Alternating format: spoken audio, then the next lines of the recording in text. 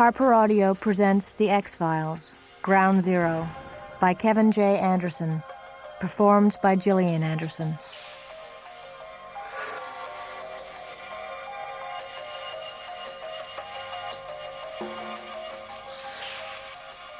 Teller Nuclear Research Facility, Pleasanton, California, Monday, 4:10 p.m. Even through the thick windows of his laboratory building, the old man could still hear the anti-nuke protesters outside, chanting, singing, shouting, always fighting against the future, trying to stall progress. It baffled him more than it angered him. The slogans hadn't changed from decade to decade. He didn't think they would ever learn. He fingered the laminated badge dangling from his lab coat. ID photos never looked like the subject in question, at least not in the past 50 years. Not since his days as a minor technician for the Manhattan Project. In half a century, his face had grown gaunter, more seamed, especially over the past few years. His steel gray hair turned an unhealthy yellowish white where it hadn't fallen out in patches. But his eyes remained bright and inquisitive, fascinated by the mysteries hidden in dim corners of the universe. The badge identified him as Emil Gregory. And he wasn't like many of his younger colleagues who insisted on proper titles. Dr. Emil Gregory, or Emil Gregory, Ph.D., or even Emil Gregory, Project Director. He had spent too much time in New Mexico and California to worry about such formalities. His colleagues knew his name. Only scientists whose jobs were in question concerned themselves with trivialities like that, and Dr. Gregory was at the end of a long and highly successful career. Since much of his work had been classified, he wouldn't be sure of a place in the history books, but he had certainly made his place in history, whether or not anybody knew about it. His former assistant and prize student Muriel Bremen knew about it, but she had turned her back on him. In fact, she was probably one of those standing outside right now, waving her signs and chanting slogans with the other protesters. She had organized them all. Muriel had always been good at organizing pell-mell groups of people. Outside, 3 more protective services cars drove up in an uneasy showdown with the protesters, who continued pacing back and forth in front of the gate, blocking traffic. Uniformed security guards emerged from the squad cars, slamming doors. They stood with shoulders squared, trying to look intimidating, but they couldn't exactly do anything since the protesters had carefully remained within their rights. Moving slowly and painfully in a 72-year-old body, the warranty of which had recently run out, Dr. Gregory finally ignored the distractions outside his lab building and turned back to his computer simulations. The protesters and the guards could keep up their antics all afternoon and into the night, for all he cared. He turned up his radio to help him concentrate, though the supercomputers actually did most of the work.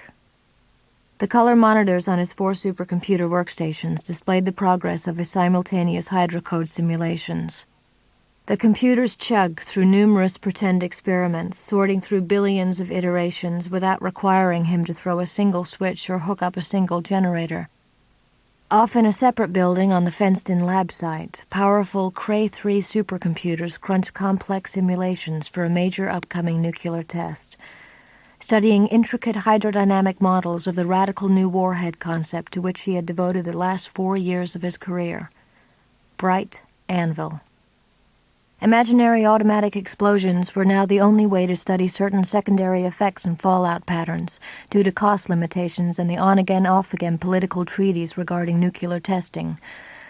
Above-ground atomic detonations had been banned by international treaty since 1963, but Dr. Gregory and his superiors believed they could get away with the Bright Anvil project, if all conditions turned out right. The Department of Energy was very eager to see that all conditions turned out right. He moved to the next simulation screen, watching the dance of contours, pressure waves, temperature graphs on a nanosecond by nanosecond scale. Already he could see that it would be a lovely explosion. Classified reports and memos littered his desk, buried under sheafs of printouts spewed from the laser printer he shared with the rest of the Bright Anvil team members down the hall. His deputy project head, Bear Dooley, had continued to post regular weather reports and satellite photos, circling the interesting areas with a red felt-tip marker. A large circular depression gathered over the central Pacific like spoiled milk swirling down a drain, eliciting a great deal of excitement from Dooley. Dr. Gregory had to agree with the assessment, but they couldn't proceed to the next step until he finished the final round of simulations. Though the bright anvil device had already been assembled, except for its fissile core, Gregory eschewed lazy shortcuts. When holding such incredible power at one's fingertips, caution was a good watchword. Somebody honked a car horn outside, either in support of the protesters or just annoyed in trying to get past them. Weary and self-satisfied, they would be gone by the time he headed for his own car, since he planned to stay late. At one time, Muriel Bremen, his former deputy, would have stayed working with him, a sharp and imaginative young physicist who had looked up to the older scientists with something like awe. Muriel had a great deal of talent, a genuine feel for the calculations and secondary effects. Her dedication and ambition made her the perfect research partner, but unfortunately, she also had too much conscience, doubts that festered inside her. Muriel Bremen herself had been the spearhead behind the formation of the vehement new activist group Stop Nuclear Madness centered in Berkeley. She had abandoned her work at the research facility, too spooked by certain aspects of the bright anvil warhead that she couldn't understand. Muriel had become a turncoat with a zeal that reminded him of how former cigarette smokers turned into the most outspoken anti-tobacco lobbyists. He thought of Muriel out there herself on the other side of the fence. She would be waving a sign, tempting the security guards to arrest her, making her point known loud and clear, regardless of whether anyone wanted to hear it.